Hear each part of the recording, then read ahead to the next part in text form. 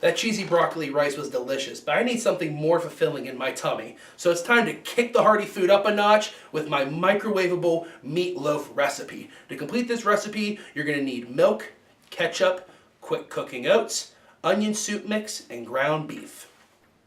To begin our microwave meatloaf recipe, you must first grab 2 tablespoons of milk and throw that into our bowl here. Next, you're going to want to add 1 tablespoon of ketchup. Make sure you get all the ketchup out of this tablespoon.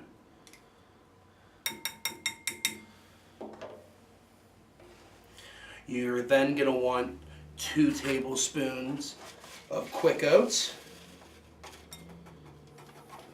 And then finally, 1 teaspoon of onion soup mix. Now once you have all that in a bowl, you're going to want to stir that really thoroughly.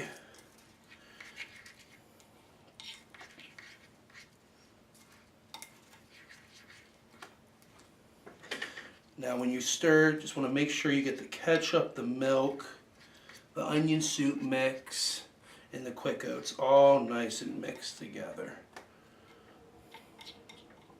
Sort of like that, to get a nice little pasty type of look. That way you know the ketchup's nice and evenly distributed. So now, once you have that fully stirred, you're going to want to go and add 1/4 pound of ground beef. So when I add the ground beef, I like to break it up and sort of evenly distribute it on top. I know you're going to be mixing it in more thoroughly, but I like to break it up a little bit and have it mix.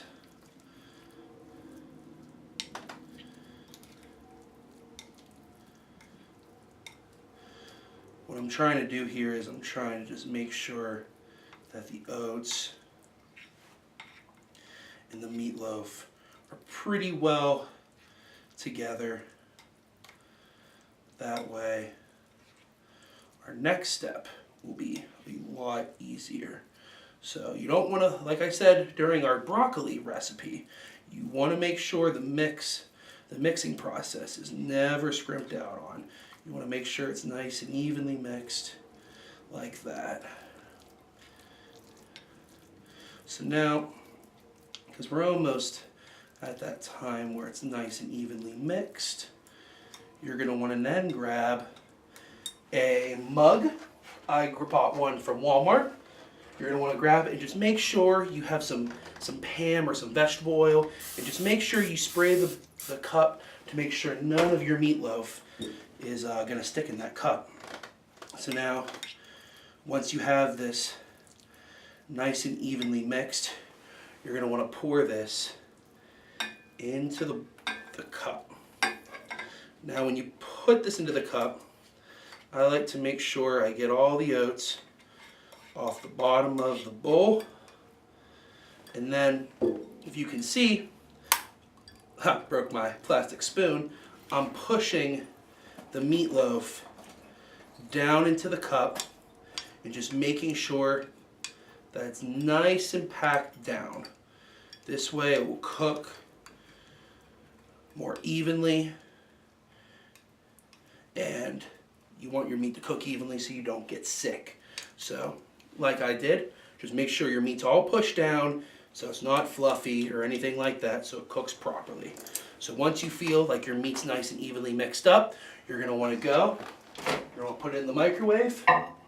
Now, like I said for our recipe, if you have a 1200 volt microwave, the cooking times are going to be different.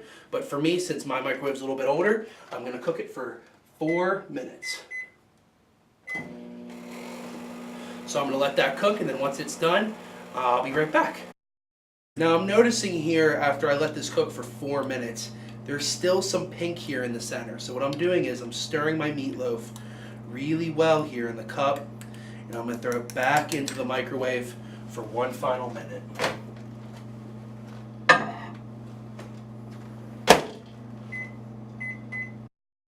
So it sounds like our meatloaf is finally done. So we're going to pour it and grab it out of the microwave.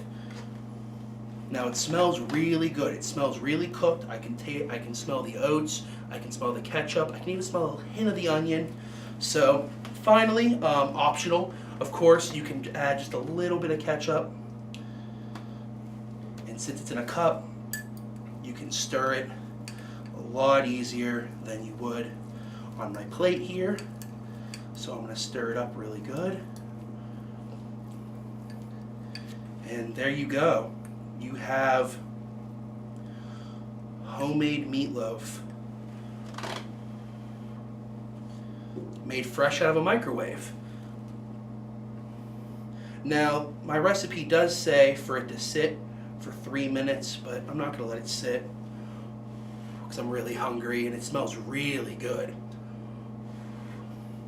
So, when it's finally cool, you just enjoy.